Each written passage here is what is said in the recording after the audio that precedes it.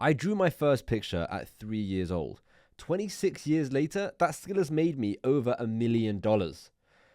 Being a designer has translated into so many different types of income streams: print on demand, photography, web design, logo creation, branding, interior design, social media, product manager, and that's just me. It can be even more for you. I've created best-selling designs countless times, helped many others do the same in my community, the Design Hub, a place where you can learn how to create best-selling designs and sell more with the help of me and other expert coaches, plus 200 plus other people in the community. The link to this community is down below, but I want to share as many key lessons that I have learned in my 26 years since drawing that very first picture.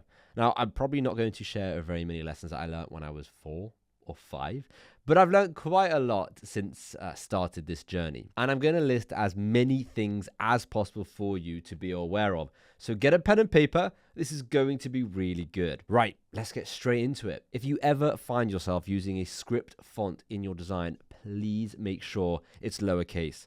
Uppercase script font doesn't look good. It's hard to read, and it's a major red flag when seen in designs. It's really important to know when to stop. It's very normal to feel like you can always make an improvement to a design or like a tweak here and there, even if it's like a slight one. And I've fallen victim of this one too many times. It almost always ruins the design, and because you've put that extra effort in, you might not see that it's ruined the design. You end up becoming biased because the more effort usually means, more reward. But, not in this case. When a design ticks the boxes and becomes immediately recognizable, put the pen down, the mouse or the iPad, whatever you're using, and move on to the next one. All right, more colors in a design often means more headaches. Think about painting a room. When people paint their room, how many colors do they use? Typically, they use one. Sometimes they use two if they have like a feature wall, but very rarely more than that. And that's simply because it will look odd. The more colors you add, the more you need to make sure they all match each other. So my rule of thumb is this: if you're a newbie at design, stick to just one color. Maybe two. If you're an expert with design with lots of sales to back it up, experiment with more colors if you want, but please don't go overboard. More fonts in a design also leads to more headaches. And once again, I'll give you an analogy. When you're reading a book, right, how many fonts do you usually see? Just one, right? I should hope so. It's much easier to read, it's more cohesive, and overall it looks much better. As soon as you introduce another font into a design, you need to make sure it goes with the first font, but it also needs to go with the overall design and the graphic and the audience and the tonality of the design. If you're a beginner, stick to one. Trust me, it's so much easier. If you're an expert, maybe experiment with two. And as a side point, if you're in the design community, you do get access to my font pairing cheat sheet where there's 58 font pairs. So you also get access to my list of fonts that we use to generate most of our sales, tens of thousands of sales, amongst many other things, but those two have been particularly game-changing for a lot of people. You need to realize that not all designs are the same. Print on demand has a unique look. So whilst you might love shopping in Zara, you can see Zara here, or H&M, and you take their designs as inspiration, I would say that's the wrong thing to do. They are designing for mass markets without any intention. They're going to have customers line up at their shops regardless of what they design. We need to try significantly harder. We need to hit people's emotions. We need to reel people in without having an international brand to fall back onto. Please stop taking photos and slapping them on t-shirts. Just because you see Supreme do it, Supreme can literally sell anything. Ice to an Eskimo? Probably. A brick with the word Supreme? Well, yes, they literally sold that. And it's now reselling at 10 times the retail price. So please don't try and take awesome photos and put them on t-shirts. It's very rare to work. Instead, maybe sell canvases or prints. And that's the beauty of print on demand. There are lots of products. There's products for every style of design, for every type of person, for every type of seller. Stop thinking you need to reinvent the wheel. There are tens of thousands of sellers that have tested hundreds of thousands, if not millions, of designs. And we have all of that data publicly at our fingertips. I understand, I really do. I understand in business we need to think of a USP or a new invention, but we're not trying to be the next Apple here, right? We're trying to make a bloody t-shirt. That's all we're trying to do, make a t-shirt design. So use the data that you have. Look at the reviews, look at the best sellers. Stop reinventing the wheel with every design. Unlike a company that are trying to invent a new product, they are maybe just trying that once. One new never seen before product. We, on the other hand, are trying to design hundreds of t-shirts every single month or every couple of months. It's virtually impossible to reinvent the wheel every single day for every single design. Now, I'm not telling you to rip people off or pixel for pixel copy or whatever. I'm simply telling you to not entirely reinvent the wheel. AI is your friend, not your foe. So long as you say please and thank you. No, but seriously, the sooner you learn how to use AI, specifically for print on demand, the better the designs will be. Making designs becomes 1,000 times easier, 1,000 times faster, 1,000 times everything. And I'm not just saying this. As someone who was really negative towards AI at first, I didn't want to let it take over. But after realizing how stupid I was being, literally, I fully embraced it. But not only embraced it, I've learned ways to use it that I don't think anyone else is doing. That's really allowed me to make genuinely epic designs every single day. Designs that we upload and get sales in the first day. We've even made 2 different AI courses and put them in the Design Hub community because we know those that not only start using AI but master it will be the people that make big bucks. But remember, say please and say thank you. I'm not joking. We don't like the overlord, the AI overlord to kill us one day. We want them to be nice when they do eventually take over. People really appreciate something that has taken thought or effort. Whether that's a joke or a graphic, the overall theming or messaging, people love investing their money in something they feel had a lot of investment put into it. Now, that's not to say a simple 4-word design won't sell, because I can tell you, first-hand experience, they really do sell. They sell like wildfire. In fact, I've sold a design with 1 word on it 6,000 times. So yes, it does work, but that design had a lot of thought put into it. It was very intentional, and it spoke to a type of person that would really appreciate it. So even though it was 1 word and really simple, it had a lot going for it. Now, placement is the most important thing when making a design. That's not to say everything else is irrelevant, but if you get placement wrong, it doesn't matter what you do next. The design is doomed from the start. Placement, if you didn't know, is literally how the design is placed on a t-shirt, how it fits together, and how it's placed on the product. Never forget the color of the product that you're selling. For example, if you're selling an orange t-shirt, you need to remember that when making your design. It's technically another color that you've added into the mix. So if your design has 3 colors on it already and the t-shirt is a 4th different color, you need to ensure that it all matches. Not all designs work on all products. Simply put, a design that you've made for a t-shirt won't necessarily work on a mug or a poster. So don't think I'm going to create 1 design and slap on every single product to save time, because all that does is show low effort. Most of the designs you make will flop. I call it micro failures, even though I don't really look at them like failures. A lot of people do, but you can't let that put you down. It's a very normal thing for 9 good designs out of 10 to not get sales. I try and minimize that for you as much as possible with these videos and my community, and thankfully we're seeing some epic results. But regardless of the training that you take, you have to understand that it's okay if a design doesn't get sales. Don't let it define you or your business. Creating a bestseller versus a good design that gets sales is a very big gap. I often see people create a design, get a handful of sales, and then go all in on that style, that font, that general idea. But getting lots of sales doesn't mean a bestseller. Something I consider a bestseller is getting 100 plus sales in the first week. That's bestseller territory. That's not saying having a design that gets a handful of sales is bad. That's amazing, and it deserves to be celebrated, for sure. The reason I'm telling you this one is I thought I had a bestseller, and it led me down a path that cost me a lot of money and a lot of time, and it didn't result in more bestsellers because it was never a bestseller. It was just a design that got a bunch of sales.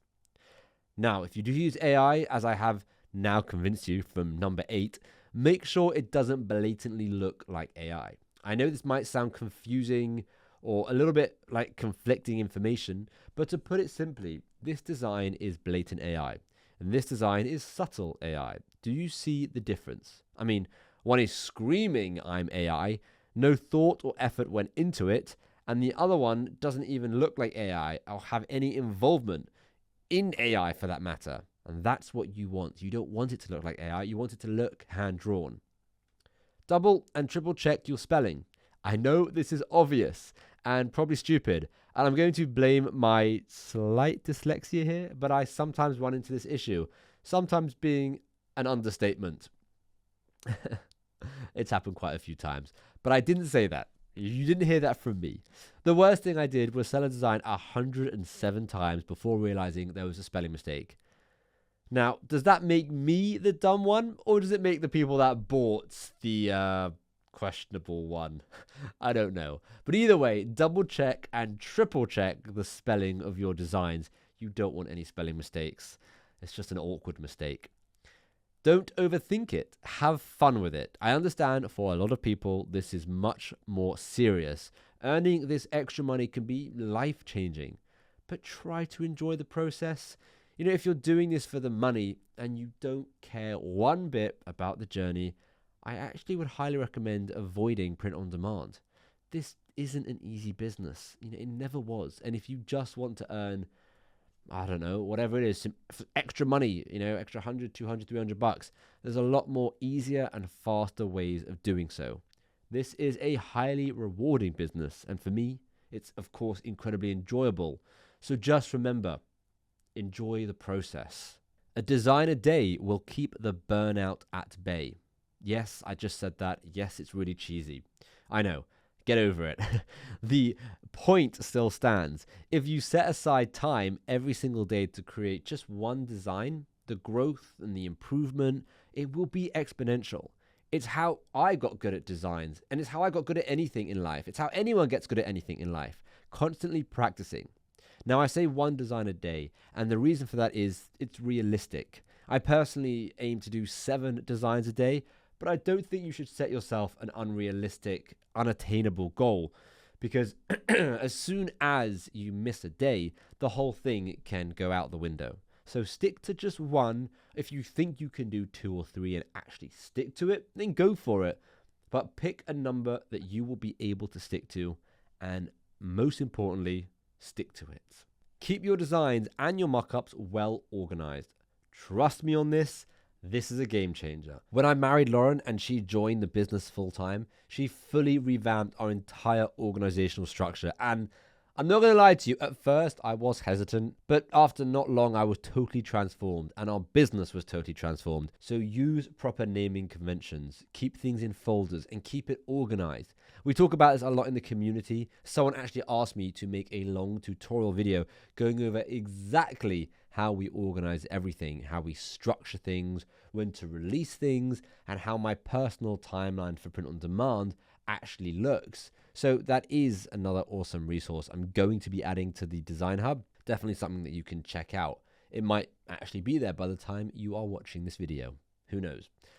Again, the link for that awesome community is down below in the description. And like I said, it's a really cool, really, really awesome, really helpful design community that is producing best-selling designs every single day for the community members. Anyway, another one, always keep the hierarchy of a design in the back of your mind when creating designs. If you don't know what that is, simply put, Placement is at the top, then underneath that is phrase, and then graphic, and then font and color. Now, there is of course a lot more that goes into a design, and sometimes rules need to be broken, and that's okay. I'm not telling you to always stick to the rules, but knowing when to break them is really important. If you can remember this structure, you're already one step closer to better designs. So just try and keep it in the back of your mind. Always design for the body. That sounds weird. Not the rectangle. It's hard to visualize when we're making designs because we make them on a flat 2D screen to fit a rectangle box. But actually, a t-shirt contours around someone's body. So you have to consider, will this look stupid when it's being worn? A lot of the time I see people place circles in their designs because they have forgotten this is going on a t-shirt. And when it comes to seeing it on a 3D render, those circles that they put on that design are always in a very, very unfortunate place on the person's body. I'm not even kidding. I've seen this so many times. It's hilarious actually, but really try to avoid it. Try and avoid gradients in designs. If you ignore everything else in this video except this one, you will be 100 steps ahead. Please, please, please avoid gradients in your designs. They don't print well. They cheapen a design massively, and designs are generally SVG files, which are solid colors. So if you do a gradient, it wouldn't even work properly. And even graphics that look like they have shadows and layers can still be solid colors. Look at this specific sloth design. Of course, as I said, rules can sometimes be broken, and they of course should be broken. But if you are going to break this one, do it very, very carefully. Really have a lot of sales under your belt, know exactly what you're doing before you break this rule. Above all else, understand your target audience. If you're making a design with an innuendo on it intended for a mature audience, please don't include an AI cartoon graphic and a bubbly font. It doesn't fit the clientele. This one might seem obvious, but from what I've reviewed, most people don't ever think about it. In fact, oftentimes people design for themselves and think, oh, I like this, therefore others are gonna like it as well. But that couldn't be further from the truth. Liking a design and it being subjectively good are two very different things. Do I like the designs that I sell? Well, yes, but would I ever wear them? No, not really. They're not my style. Are they subjectively good? Yes. They get thousands of sales. Adding grunge to a design can make it so much better. Just please don't overdo it. And when adding grunge, do it right. Don't just add a layer on top of the design. You want to actually apply the grunge directly to the existing layers so that it prints well. We have a full tutorial on this in the Design Hub, so don't worry. It is easier than you think. You just don't want to get it wrong because it can either make your design look amazing or completely ruin your design. Don't ignore big events throughout the year. Obvious ones will be Christmas, Halloween, stuff like that. But would you believe me if I told you that Mother's Day and Father's Day actually rival Christmas closely? It's crazy. And I know it's probably specifically our niche that gets a lot more sales, but our actual niche gets way more sales during Father's Day than we would on Christmas. So please don't forget about those 2 days of the year. This is a calendar that we actually made for all the significant times of the year that you could potentially design for. Again, it's one of the many resources in the Design Hub. Don't outline or add a stroke to your text most of the time. And I say most of the time because sometimes it forms part of the design and it looks good, but 99.9% of the time it's misused just to make the text pop a little bit more. And people assume that's good. It now stands out. But all you've done is ruin that design. So don't overcomplicate a design and make a design that's hard to see, easier to see by adding a stroke to it, because that's not how it works.